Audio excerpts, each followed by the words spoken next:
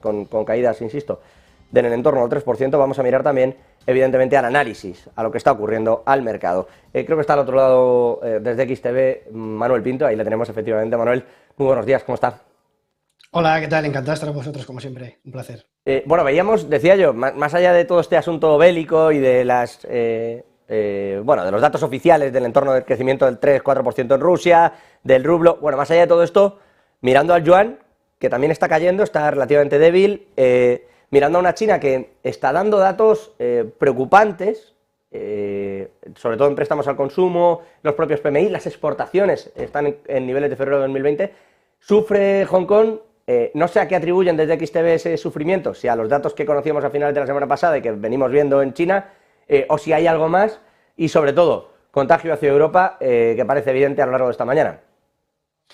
Bueno, totalmente, muchas cosas, ¿no? Ya lo definió Joe Biden la semana pasada como una auténtica bomba de relojería, ¿no? Cuando parecía que las relaciones entre ambas potencias iban mejorando, pues ya saltó con este calificativo y bueno, pues entre los argumentos que tenía Joe Biden, pues son precisamente algunos de los que me estás preguntando, ¿no? Tema de mercado laboral en China cada vez tiene mayor ponderación los jubilados sobre la parte de trabajadora, el crecimiento económico no tiene nada que ver con lo que pasó a partir de los años 2000, al principio de la década de los 2000, crecimientos que a pesar de que Estados Unidos pues tiene un crecimiento muy inferior al de China, pues evidentemente pues ha bajado mucho en los últimos años. Y como bien decías, noticias sobre todo por el mercado inmobiliario, el sector inmobiliario que ha sido un sector sobre el que se ha cimentado mucho el crecimiento de China y que está ahora dando pues esas crisis que también tuvimos en Europa, en el viejo continente de Estados Unidos en el año 2007-2008 y que por una parte lo podríamos comparar un poco, ¿no? Lo estábamos viendo a través de una de las compañías que más grandes han sido en su momento, que ha sido Country Holding, que en este caso está ahora mismo con problemas de impagos y posibilidad de default en los próximos meses. Y bueno, pues entre otras cosas, como bien decías, también exportaciones, datos de exportaciones, importaciones que había ido pues peor de lo esperado, una situación económica de deflación que ningún banco central pues quiere, ¿no? Ante una situación de bajada de precios, bajada de crecimiento. Y bueno, las repercusiones que me preguntabas en el viejo continente, pues yo creo que hay un doble sentido, ¿no? Una balanza. Por un lado, estamos viendo datos de inventarios que ahora mismo en China pues son muy altos ante pues bajo consumo que está produciéndose en la economía del país y eso derivará en exportaciones a Europa a precios más bajos, ¿no? Más competitivos, que eso pues va a tener una doble consecuencia. Por un lado, en principio debería de bajar la inflación en Europa al tener precios más competitivos, pero por otro lado, en nivel económico, las propias compañías europeas, al ver que esas exportaciones van a ser más baratas, pues deberían de bajar sus precios y por tanto tener peores resultados, ¿no? Así que por un lado, pues eso nos puede dar un alivio en temas de inflación, veremos en temas económicos cómo pueda derivar todas estas medidas. Mirando a esto, dice, vamos a ver qué ocurre, miremos todas las medidas. Está existiendo, parece evidente también, las exportaciones de China están sufriendo, primero porque efectivamente hay un problema, segundo porque Estados Unidos está siendo muy agresivo en sus políticas precisamente para impedir que siga creciendo China. Pero también está ocurriendo que existe una cierta desconexión por parte de Europa. Alemania, Países Bajos, etcétera, también están retirándose. Esto va a influir en el hecho de que, más allá de que al final se consiga o no el objetivo que se persigue, no voy a entrar en ese asunto político, Manuel, ni le pido que lo haga, pero va a influir en el hecho de que vamos a vivir unos meses quizás de mucha tensión, puede que incluso de cierta subida de precios a pesar del Banco Central Europeo, mientras intentamos virar el modelo económico. Bueno, no sé, a nivel político, como bien decías, ¿no? Al final hay un tensionamiento que entre las dos primeras potencias mundiales, que eso, pues al final ya hemos visto en Europa que bueno, pues intenta también seguir en ese sentido o apoyar en Estados Unidos en muchas de las decisiones, a pesar de que tener una independencia, evidentemente. Pero bueno, evidentemente también todo lo que ha sido la guerra de Ucrania, pues afecta a esas relaciones, ¿no? Veremos ya también el año que viene las elecciones en Estados Unidos, de las que podríamos ver pues nuevos tensionamientos, sobre todo con Taiwán. Bueno, pues son muchos ámbitos a los que hay que analizar a nivel geopolítico. A nivel económico, pues como bien decías, ese lazo comercial o uno de los principales pues socios comerciales de la Unión Europea y China y por tanto pues todas las repercusiones, todas las medidas que pueda tomar el gigante asiático pues serán bien o mal recibidas a nivel económico en Europa, ¿no? Como decía, al final pues esos datos que estamos viendo en los últimos meses pues desde luego que ofrecen mayor incertidumbre de lo que hemos visto en años anteriores y veremos cómo es la evolución en los precios. Vamos a ver, hoy Esta semana tenemos inflación en la eurozona, a ver qué datos tenemos, también de crecimiento económico. Ya hemos visto en Alemania caídas de crecimiento económico, o al menos un crecimiento económico por debajo de otros países de la zona común. En la inflación vamos a ver, que ya vimos la semana pasada los datos en Estados Unidos, vamos a ver en Europa y qué es lo que eso puede descontar en el mercado ante la subida o no de tipos del próximo mes de septiembre. Así que bueno, pues desde luego que vienen muchos hechos, muchos datos y muchos análisis que poder hacer tanto a nivel económico como político. Sí, sí que vienen. Le iba a decir, publicaba un informe de la Reserva Federal, lo comentaba antes, que dice que bueno, podemos tardar en 21, bueno, la Oficina Nacional de Estadísticas, la Reserva Federal decía que todavía más, pero que podemos ver hasta principios de 2025 no veremos si realmente hemos sido capaces de bajar la inflación sin provocar una recesión. ¿Tanto vamos a tener que esperar? ¿Usted le ve grietas o cree que es posible que por primera vez, porque en realidad no se ha hecho nunca, bajar la inflación hasta este punto sin provocar un shock económico? Bueno, es un hecho, ¿no? Que al final todas esas modificaciones de la política monetaria no tienen un efecto inmediato en la economía, sino que tardan varios meses en tener ese efecto, ¿no?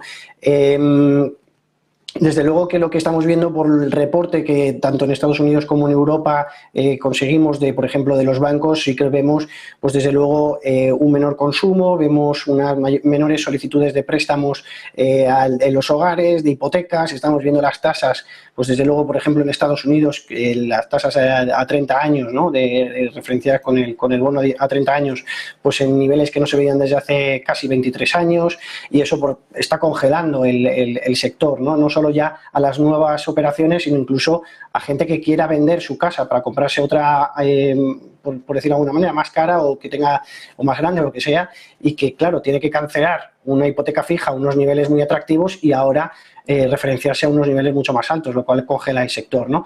Yo creo que sí, que evidentemente no es inmediato, que estamos viendo ya pues diferentes movimientos y diferentes datos que nos hacen pensar que la economía se está contrayendo.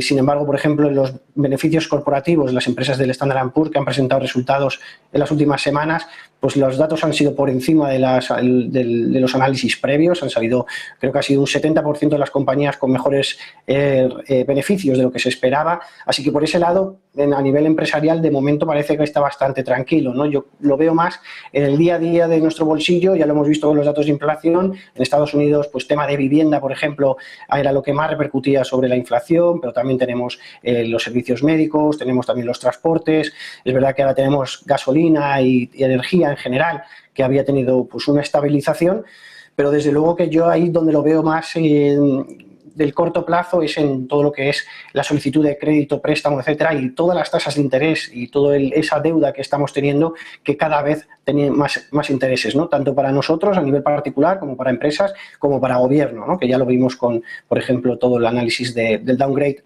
por parte de Fitch de la deuda de gobierno de Estados Unidos. Sí, de hecho, bueno, vimos ese paso que daba Fitch, que puso en alerta y que nos tuvo, bueno, preocupados los siguientes días, sobre todo porque ponía en alerta intentaba meter en vereda de pronto a la Reserva Federal, al propio gobierno, ¿no? Venía a decir que en realidad todo el mundo estaba gastando más de lo que se debía gastar y que no se estaba gestionando bien la necesidad de capital de un Estado como es Estados Unidos. Pero más allá de este punto, me comenta Asunto de la inflación, los alimentos también están disparados, de hecho la subyacente tiene un problema, sticky, bueno, pegajosa le llaman en el Banco Central Europeo, y en realidad tampoco consiguen bajarlos, y eso sí que tiene mucho que ver también, permítame que lo enlace, con el hecho de que el personal o bien no quiere o no se da cuenta de que hay una recesión. ¿No cree que nos estamos, no lo sé, no sé si usted piensa que hay poco miedo para las condiciones económicas reales que se están dando? El endeudamiento en Estados Unidos está en niveles históricamente altos, el pago de tarjetas de crédito igual, es decir, el personal vive a crédito, como usted comenta, pero pasa también en Europa, con un crédito que cada vez es más caro. ¿No cree que hay poco miedo, en realidad? Que no hay economía, no hay recesión, no hay crisis, no está cayendo todo esto y la economía, esa parte de la subyacente sigue pegajosa, porque el personal sigue comprando, sigue existiendo una demanda muy fuerte. ¿No hay un miedo real a que la economía caiga? ¿No puede ser eso, que estamos como anestesiados?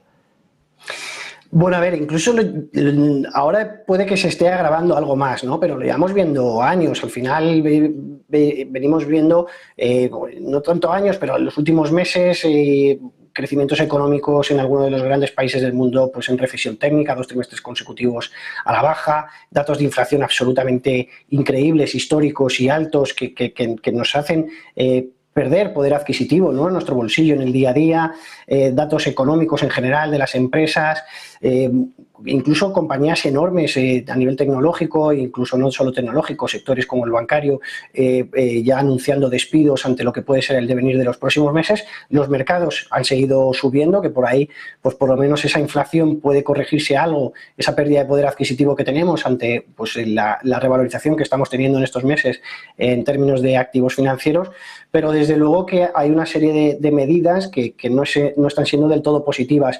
Aún así, yo creo que es muy importante el tema del mercado laboral. El mercado laboral sigue siendo muy sólido, hay que recordarlo, que es lo que más sólido, el parámetro más sólido que hemos tenido todos estos últimos meses, tanto a nivel de desempleo, pues lo vimos, por ejemplo, en Estados Unidos, 3,5% de desempleo, hemos visto más solicitudes de desempleo y menos puestos abiertos, sí, correcto, es verdad que han sido 2 datos que bueno, pues han empeorado respecto a otros meses, pero que siguen siendo, desde luego, a pesar de ese empeoramiento, sigue siendo sostenido, ¿no? Y yo creo que el alza también en los salarios pues está contribuyendo a que continuemos gastando ante esa, bueno, pues además, ahora más con la época de verano, ¿no?, el ahorro que nos pueda quedar de meses anteriores y con esas subidas también de inflación, pero que se ven en la economía real, también en los salarios, pues yo creo que está todo eso pues haciéndose una pequeña bomba o una pequeña burbuja, mejor dicho, que veremos cuándo puede tener esas consecuencias. Es verdad que muchos bancos de inversión en finales del año pasado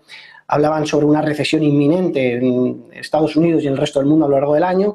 Ahora ya muchos de estos bancos de inversión se han echado un poquito para atrás y hablan sobre unos porcentajes mucho más pequeños de probabilidad de recesión y bueno, pues lo que decía antes, los beneficios empresariales han sido mejores de lo esperado, el guidance para los próximos meses pues tampoco ha sido tan malo como podíamos prever. A ver, esta semana que tenemos pues compañías del sector minorista que están ahí en la economía real, a ver qué datos sobre todo nos proporcionan para los próximos meses. Pero bueno, sí, la deuda sigue aumentando, los intereses de la deuda siguen aumentando.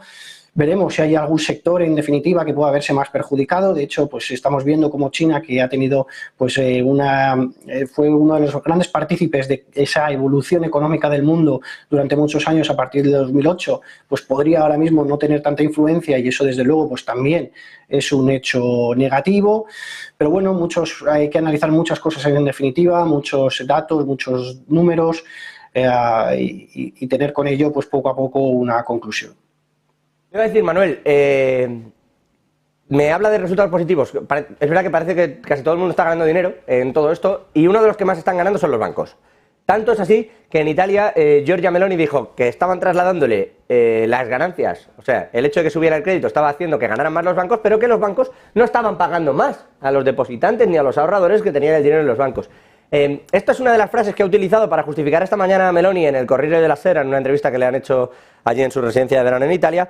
Es una de las frases que ha utilizado para justificar esa subida del 40% sobre las ganancias extraordinarias de la banca. Y además dice que está pasando ya en el día de hoy por gabinete ese impuesto para que se apruebe a la mayor celeridad y con la mayor brevedad posible. Un impacto que tuvo esto la semana pasada de 10.000 millones sobre la banca, que se dice pronto. ¿Cree que esto va a ir a más? Lo digo porque Meloni es la que ha dado el paso, no es la única. En España hemos visto cosas parecidas, aunque se ha recurrido porque quizás esté mal hecho en la forma, pero vamos a ver a los estados obligando a compañías, o particularmente a bancos, a trasladar los beneficios.